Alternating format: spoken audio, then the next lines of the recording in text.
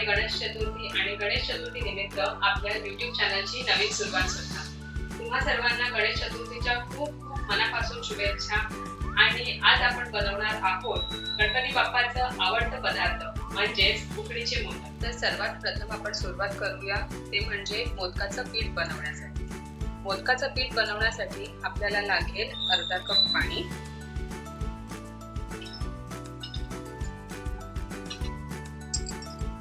तसेच अर्धा कप दूध आणि यामध्ये आपण टाकूया थोडंसं साजूक तूप आणि चवीपुरतं मीठ. एक छान उकळी येते आणि उकळी आली की आपण त्यामध्ये मोदकाचं पीठ टाकू. आपण वापर करणार आहोत आपल्या मोदकसाठी ते आहे भागीरथी मोदक आटा. हे डायरेक्ट तुम्हाला ऑनलाईन पण मिळतं किंवा लोकल स्टोर्स मध्ये पण अवेलेबल आहे. तर तुम्ही बघू शकता एक उकळी आलेली आहे. आता आपण टाकूया 1 कप मोदक आटा किंवा मोदकाचं पीठ आणि गॅस मीडियम फ्लेमवरती ठेवायचा आहे आपल्याला. खूप फास्ट ठेवून चालणार नाही कारण पीठ करपून जाईल. मोदक पीठ बनवण्यासाठी आपण फक्त पाण्याचाही वापर करू शकतो, पण या ठिकाणी आपण पाणी आणि दूध हे दोन्ही पण मिक्स करून घेतलं आहे.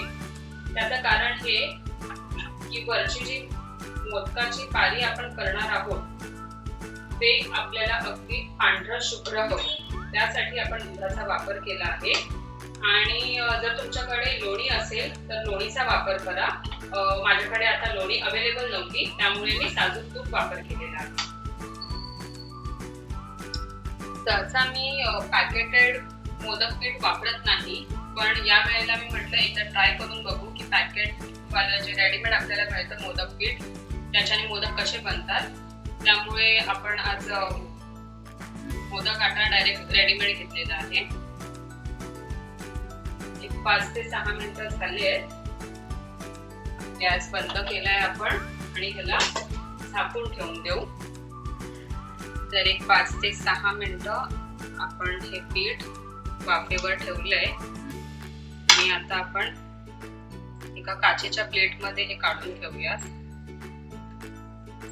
काचेच्या प्लेटमध्ये काढून घेण्याचं कारण हे की स्टील वगैरेचा जो धातू असतो तो बेसिकली आपल्या पिठात मिक्स होत नाही आणि त्यामुळे आपले मोदक जे आहेत ते काळपट पडत नाही. पीठ छान मिक्स झालेलं आहे. गरम असल्यामुळे आपण एका पेल्याने मी तूप लावून घेतलं आहे आणि पेल्याने आपण पीठ मळूया, नाहीतर हात भाजून जाईल कारण पीठ खूप गरम आहे. आणि पीठ गरम असतानाच आपल्याला ते मळून घ्यायचंय आणि खूप छान मळायचंय पीठ अगदी एकजीव होईपर्यंत. माझी अशी इच्छा होती की गणपती चतुर्थी जी आहे त्या दिवशी YouTube चॅनलची सुरुवात करायची. त्यापेक्षा जास्त चांगला मुहूर्तच नाही कोणती चांगली गोष्ट करण्यासाठी. तर म्हटलं बाप्पाच्या पसंतीचं मोदक पासूनच सुरुवात करूया. माझा हा पहिला व्हिडिओ आहे त्यामुळे जर अजूनपर्यंत तुम्ही सबस्क्राईब केलं नसेल तर नक्की सबस्क्राईब करा. एकदा की पीठ असं मऊसूत झालं आणि थोडं गार झालं की तुम्ही हाताने पण मळून घेऊ शकता.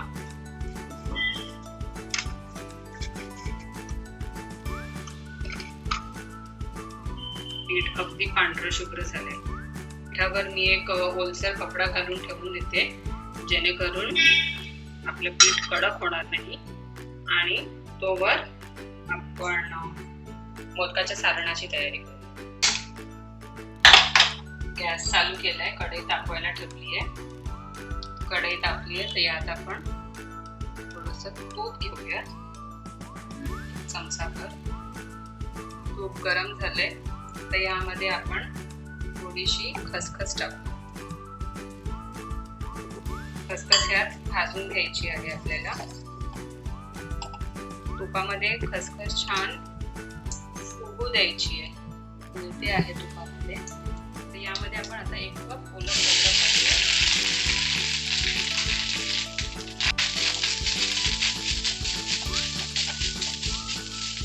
2 ते 3 मिनिटं आपण परतून घेऊ.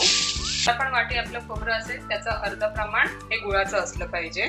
तुम्हाला थोडं जास्त गोड हवं असेल तर तुम्ही थोडं अजून गूळ ऍड करू शकता, पण शक्यतो माझा प्रयत्न हाच राहील की गूळ आपण कमीत कमी प्रमाणात वापरूयात, कारण फारसे गोड झाले तर ते जास्त नाही खाऊ शकत आपण. आणि उकडीचे मोदक हा असा पदार्थ आहे की जे 1 आणि 2 खाऊन मन भरत नाही. आपण एकदम व्यवस्थित मिक्स करून घेऊ आणि बराच वेळ आपल्याला परतायचं नाही आहे, कारण सारण थोडं ओलसरच असलेलं कधीही चांगलं. जर जास्त वेळ परतलं तर आपलं मिश्रण किंवा सारण जे आहे ते सुकं होतं आणि मग सारण कडक होऊन जातो. त्यामुळे थोडा ओलसरच असलेला कधीही चांगला. इथे गूळ आणि खोबरं एकजीव झालेलं आहे. आता आपण टाकूया त्यामध्ये सुखा मेवा, म्हणजेच थोडे कट केलेले काजू आणि बदाम, आणि तसंच थोडीशी वेलची पूड आणि जायफळची पूड. इतका सुंदर असा सुवास येतो आहे या मोदकाच्या सारणाचा, अप्रतिम. हे सारण आता ओलसर आहे आणि मी आता गॅस बंद करते.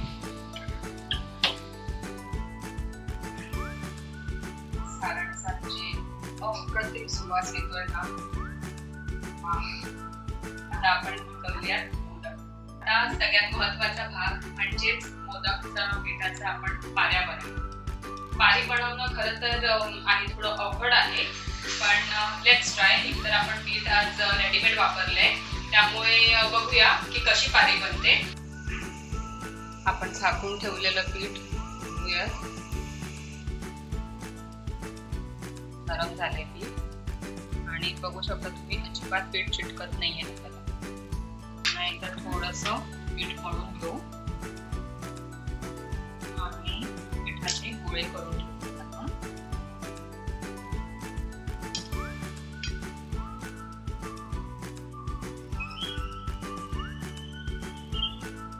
तिचे गोळे सुद्धा करून ठेवूया पिठाने. थोडंसं तूप घेऊया तिथे आणि सोबतच थोडंसं मोदकाचं पीठ सुद्धा. सगळ्यात आधी मी हाताला थोडंसं तूप चोळून घेते आणि एक गोळा घेऊन चांगलं त्या गोळ्याला हातावरती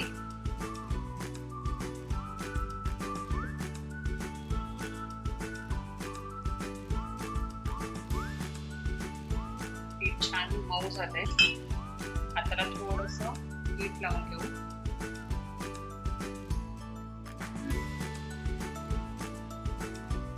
आणि मोदकाची वाटी बनवायला सुरुवात.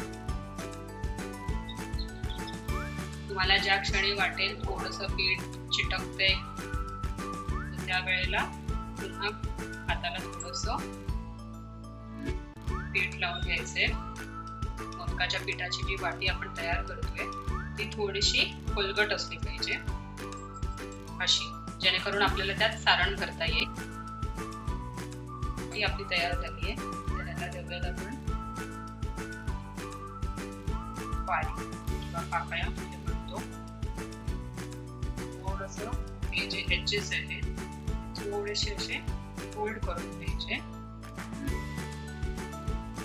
एजेस फोल्ड केले की आपल्या वाटीला थोडासा शेप येतोय.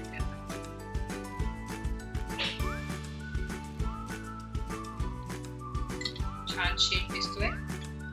आता इथे 1 चमचाभर सारण घेऊया. मोदकाच्या पाकळ्या बंद करायचं आणि एका दिशेने फिरवत जायचं.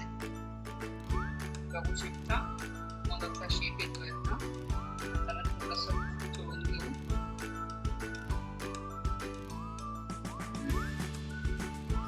आपला मोदक रेडी. रेडीमेड पीठ असूनही आपल्याला बऱ्यापैकी आपले मोदक आलेले आहेत अशाच पद्धतीने आपण बाकीचे मोदक सुद्धा बनवून घेऊ.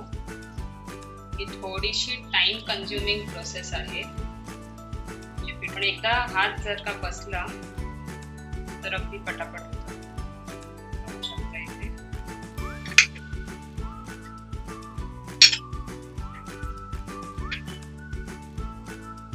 जर वेळ भरपूर जात असेल तर तुम्ही अजून एक आयडिया करू शकता. जसं आपण पोळपाटावर पुऱ्या लाटतो त्या पद्धतीने तुम्ही मोदकाचं पीठ पुरीच्या आकारात लाटून घ्यावं आणि लाटून झाल्यानंतर त्याच्यामध्ये सारण भरून पाकळ्या काढू शकता, जेणेकरून थोडंसं लवकर होऊन जाईल आपलं. ही प्रोसेस जी आपण आता करतो आहोत ही बेसिकली थोडी पारंपरिक पद्धत आहे आणि उकडीचे मोदक पारंपरिक पदार्थ असल्यामुळे आपल्याला थोडंसं वेळ लागला तरी चालेल, पण ह्याच पद्धतीने केलेले बरं वाटतं आणि मजाही येते करायला.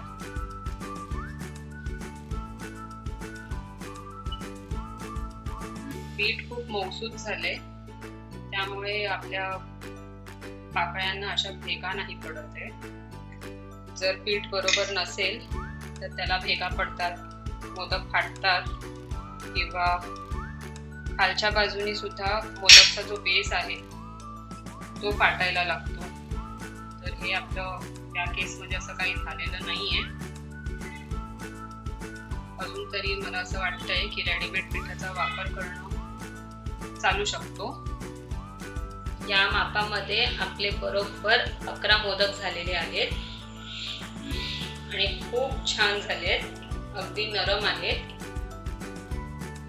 आता आपण या मोदकाला स्टीमला लावायची तयारी करूयात. तर मी या एका पातेल्यात पाणी घेतलंय आणि तापवायला ठेवलंय. थोडं पाणी उकळलं की आपण चाळणी ठेवूयात आणि मग मोदक स्टीम करून घेऊ. तुमच्याकडे जर स्टीमचं भांडं असेल तर ते तुम्ही वापर करू शकता, पण 11च मोदक आहे त्यामुळे मी स्टीमच्या भांड्याचा वापर करत नाही आहे, कारण तो थोडा मोठा आहे. पाणी टाकेपर्यंत आपण चाळणीला छान थोडं लावून घेऊया आणि आपले जे मोदक आहेत ते हलकेसे पाण्यात डिप करूयात आणि मग चाळणीवरती ठेवूया. हे मी एका रेसिपीमध्ये बघितलं होतं की पाण्यामध्ये डिप करून मग मोदक स्टीम करायला ठेवायचे, जेणेकरून मोदक चिटकत नाही आणि हे पाण्याची स्टीम होऊन जाते आणि खालचा जो बेस असतो तो व्यवस्थित शिजतो. त्यामुळे आपण हे ट्राय करून बघू. पीठ अजून पण कोरडं असं झालेलं नाहीये, मॉइश्चर आहे बऱ्यापैकी. आपण सेट करून ठेवलेत आपले मोदक, उकळी यायला चालू झालेली आहे.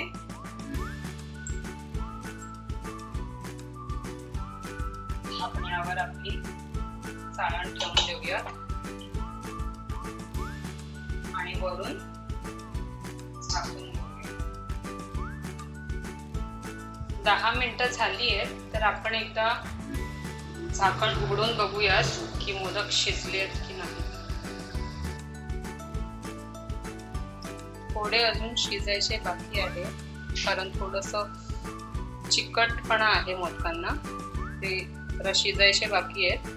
त्यामुळे आपण पुन्हा झाकण ठेवून त्यांना छान शिजू देऊ. थोडंसं तूप घालून घेऊ.